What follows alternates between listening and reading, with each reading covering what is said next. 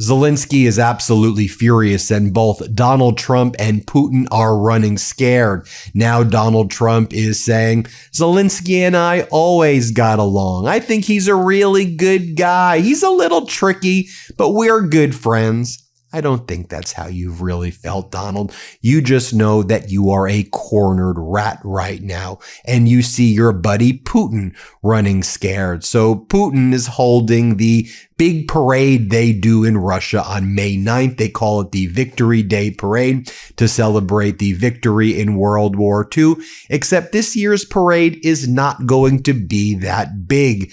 There's not going to be the same amount of tanks or missiles or other military equipment because Putin is terrified that Zelenskyy and Ukraine are about to unleash a drone swarm and destroy the parade and blow up the surrounding infrastructure. So what has Putin done? Putin declared on social media that we are having a unilateral ceasefire on May 9th. One problem: Putin never consulted Zelenskyy about said ceasefire.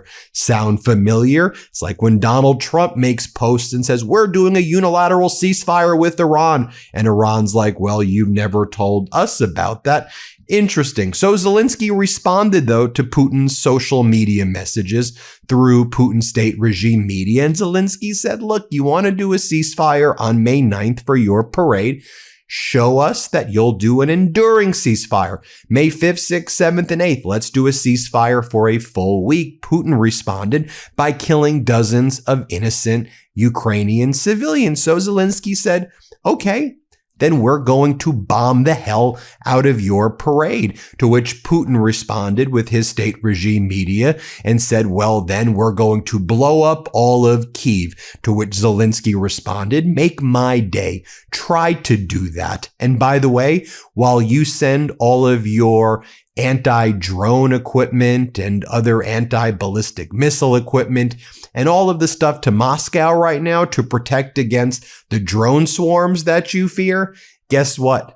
Zelenskyy and Ukraine have now launched drone swarms throughout Russia, targeting all the other areas where all of the anti-drone equipment has now been moved to Moscow. Also, there's all of this anti-drone netting throughout Moscow, as Putin has demonstrated what a paranoid coward he is. Just like Donald. So Donald Trump is seeing that, and Trump's like, oh no, what do I do? So he's now trying to suck up to Zelenskyy. You can't make this stuff up. And so how's Putin responding? Well, then Putin's saying, well, we're going to try to give additional drone technology to Iran right now.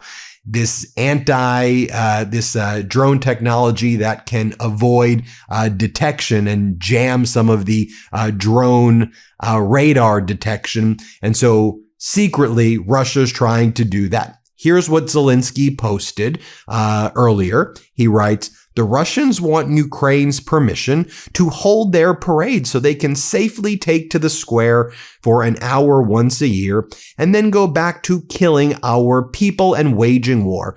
The Russians are already talking about strikes after May 9th, a strange and certainly twisted logic from the Russian leadership. There are also messages from states close to Russia that their representatives attend to be in Moscow. An odd desire at a time like this. We do not recommend this. And Zelenskyy says, I thank every state and leader who supported Ukraine's proposal for a full ceasefire. Not just on May 9th so Putin can do his little parade, just the way Donald wants to do his little parade. Russia responded to it only with new strikes and attacks. Throughout the entire day, almost every hour, reports of strikes have been coming in from different regions of Ukraine. Ukraine will act in kind. Depending on the situation, overnight and tomorrow, we will also determine our fully justified responses. Russia has received from us a clear proposal on silence of the guns and diplomacy and knows how to contact Ukraine or our partners in order to coordinate the details. If the one person in Moscow who cannot live without war cares only about one parade and nothing else, that's a different story. Ukraine is ready to work for peace. Ukraine seeks to end this war with dignity. Russia has fought to the point where even its main parade now depends on us. This is a clear signal. Enough is enough. Its main parade depends on us. You can't even do a parade, Putin or Donald Trump, because you are afraid of Ukraine. So we've got some major breaking news, Justin. Let me interrupt for just a minute because this is something people need to be paying attention to right now, especially with hurricane season just weeks away. Trump's FEMA Review Council has just released new recommendations that critics say would dramatically weaken the federal government's disaster response system and shift more of the financial burden onto states and local communities. The timing here is raising major concerns. According to the recommendations, states would be expected to take on more responsibility for disaster recovery costs, even as many states are already struggling with budget shortfalls and increasingly severe climate disasters. The proposal also encourages private insurance companies to take over more flood insurance policies from the National Flood Insurance Program, something that critics are warning could make coverage harder to get and significantly more expensive for families already dealing with rising insurance costs. At the same time, Trump's budget proposals have included massive cuts to FEMA preparedness funding, including more than $1 billion in reductions for state and local emergency programs. There are also reports that FEMA staffing cuts could eliminate over 11,000 positions. And here's another major point. Data shows that disaster aid approvals under Trump have been far more likely for Republican-led states than Democratic-led states. Critics are saying disaster relief is being politicized at the exact moment that communities need fast, reliable help as extreme weather events continue to intensify across the country. And remember, this comes as tariffs on construction materials are already expected to increase rebuilding costs by nearly $11,000 per home, according to builders' estimates. All right, well, now I need to hear from you. What do you think about all this? What are your thoughts on the Trump administration's actions, on their approach to the climate, on these climate segments that we do here at MeidasTouch? Let me know right now in the comments. I'm going to be reading them all. Okay, Ben, back to you.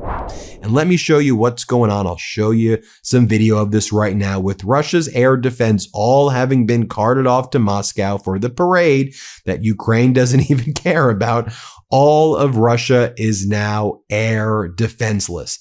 Take a look right here. This is Perm, Russia. 1,800 kilometers from Ukraine. This is oil infrastructure that's being targeted. Take a look right here at the Krasnodarsk area. Adds itself to the list of unlucky regions getting hit right now, as Jay in Kyiv says, as all defense systems are moved to Moscow. Take a look at the Russian Karakut class ship, caliber cruise missile carrier near its base in Kaspiysk, Dagestan. These Russian ships have nowhere left to hide, as Kate from Kharkiv explains. Fly, little drones of justice. Fly, little drones. Take a look at these Ukrainian drones flying all throughout Russia, striking its targets, striking oil refineries, military targets, and other infrastructure that fuels Russia's war machine. Donald Trump and Putin did not see it coming. Although I'll tell you what Trump's trying to do, see if he can help Putin a little bit. The United States buying massive amounts of fertilizer from Russia, while the U.S. has tariffed all their allies and all the nations across the world. Russia isn't tariffed, and so the U.S. is buying huge quantities of fertilizer from Russia in order to make up for the fact that Trump's catastrophic war in the Middle East, in Iran, has led to fertilizer shortages. Yep, as Kate from Kharkiv says, though, Ukraine is delivering its own sanctions against Russia in the form of drone attacks against Russian oil refineries. Sanctions hit the Yaroslavl oil refinery in Russia.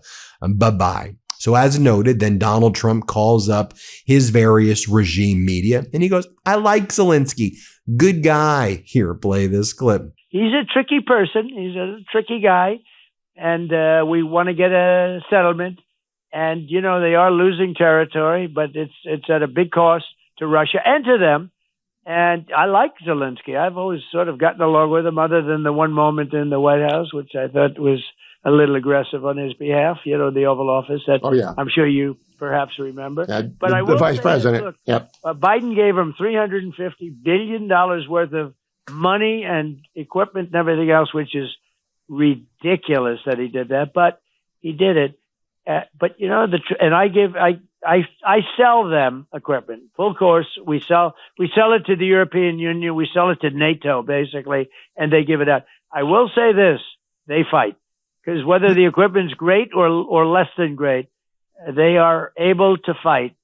And they're better than any of our NATO allies. Big monsters. They've held it back for for a long they're time. better than anybody in Europe in this fight. At least they're helping. Well, Europe has been very disappointing. I like Zelenskyy, good guy. By the way, here's how my friend Ben Hodges, former U.S. Army Command in Europe, the lead general over there, former U.S.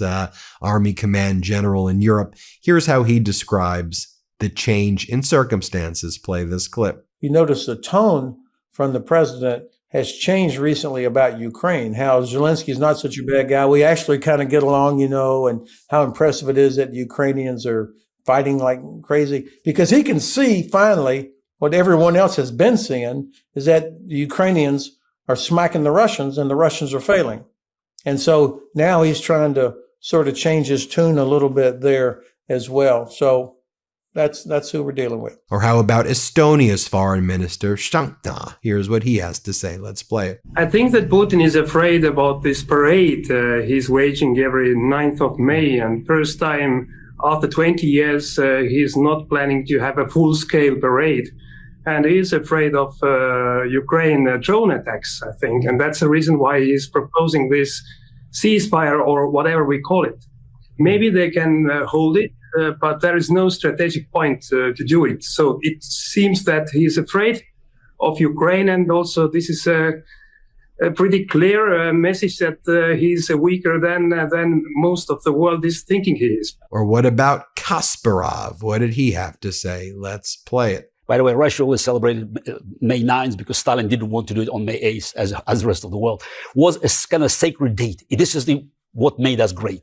And for Putin to recognize that he should actually not just reduce it, no more tanks, that's already a sign of weakness. But the biggest challenge for him now is that in the beginning of this full-scale invasion, in February 2022, Putin skillfully, managed it by avoiding, Moscow, St. Petersburg, other big cities to be involved. No body bags there. So he looked for either prisons or some, depressed regions or some national republics. So big cities, especially Moscow, never felt the heat of the war.